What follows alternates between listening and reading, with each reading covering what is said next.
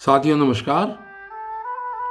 कल की वीडियो में आपने ये सुना था कि श्री कृष्ण जी अर्जुन को स्थित प्रज्ञ और स्थिर बुद्धि व्यक्ति के लक्षण बता रहे हैं।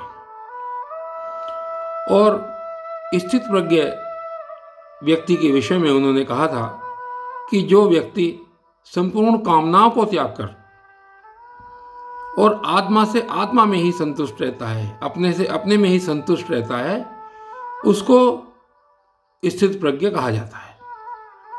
और इसी प्रकार स्थिर बुद्धि व्यक्ति के संबंध में भी श्री कृष्ण जी ने यह कहा था कि जो व्यक्ति राग और द्वेष को छोड़कर और सभी प्रकार के दुख या सुख प्राप्त होने पर जिसका मन उद्विग्न नहीं होता, उस व्यक्ति को स्थिर बुद्धि व्यक्ति कहा जाता है।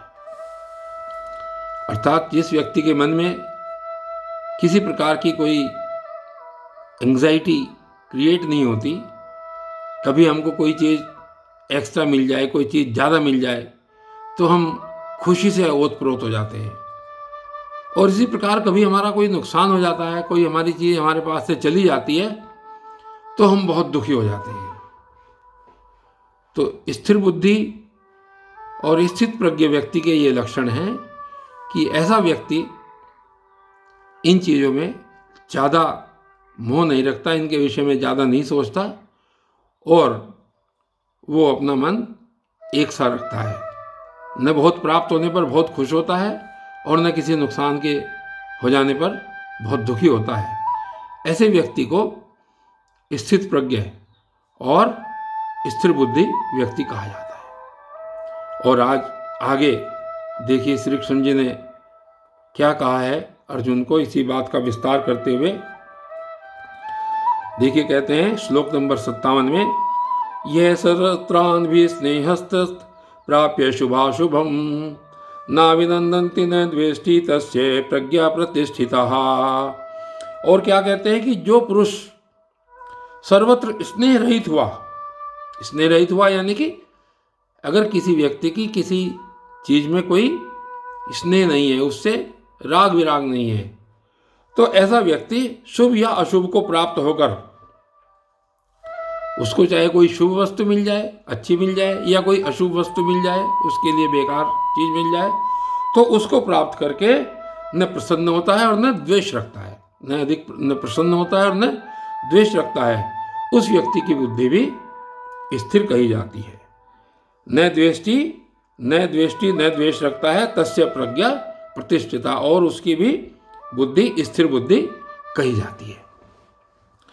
और इस प्रकार अगले श्लोक में फिर आगे श्री कृष्ण जी कह रहे हैं, यद्दा संगर्ते चायम कुर्मो अंगानीव सर्वशः इंद्रियाणि इंद्रियार्थेभ्यस्तस्य प्रज्ञा प्रतिष्ठिता। और इस श्लोक में श्री कृष्ण जी अर्जुन के तीसरे प्रश्न का उत्तर देते हैं और इंद्रिय निग्रह की बात करते हैं।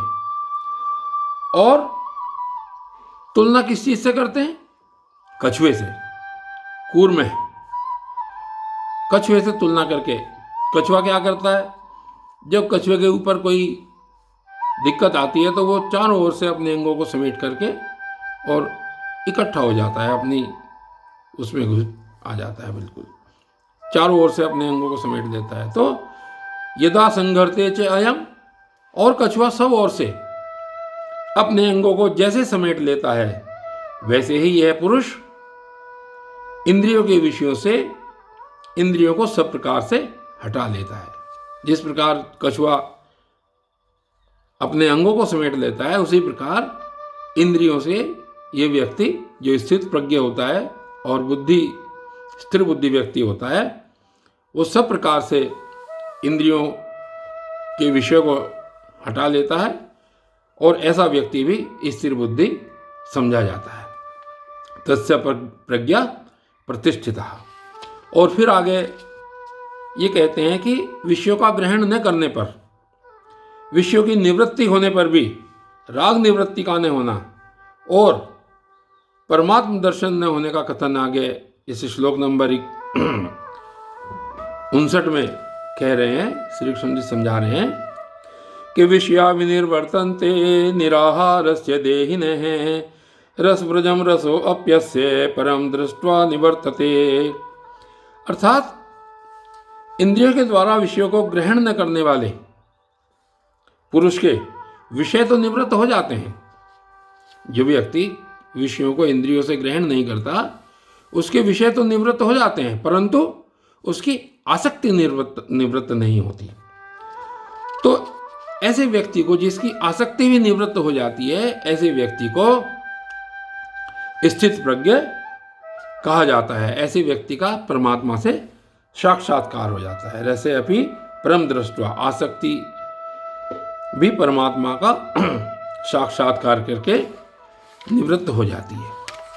कुल मिलाकर के उन्होंने ये कहा कि विषयों में, इंद्रियों से विषयों को हटा लेने पर मनुष्य के विषय तो हट जाते हैं, परंतु उन विषयों में से आसक्ति नहीं हटती। तो ये जो स्थित प्रज्ञ व्यक्ति होता है, इसकी आसक्ति भी उसमें से हट जाती है, और आसक्ति हटने के उपरांत वो परमानंद घन परमात्मा के विषय में ही सोच करके सारे कार्य करता है, और उसकी आसक्ति भी निवृत्त हो जाती है।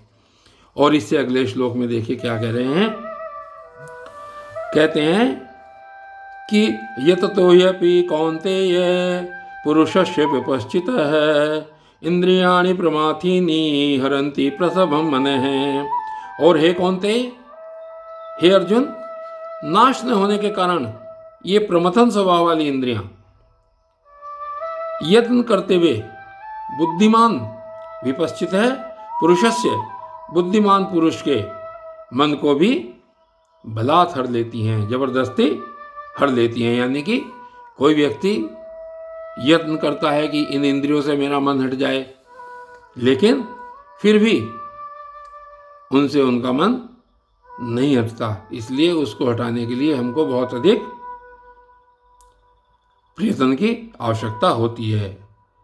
आसक्ति नाश न होने के कारण ही प्रमाथीनी, ये प्रमथन स्वभाव वाली, बार बार आने वाली चीजें, इंद्रियां यत्न करते हुए भी बुद्धिमान पुरुष के मन को बलात् हर लेती हैं, जबरदस्ती उसमें प्रवेश करती हैं। और आगे की वीडियो कल जारी रहेगी। तब तक के लिए धन्यवाद।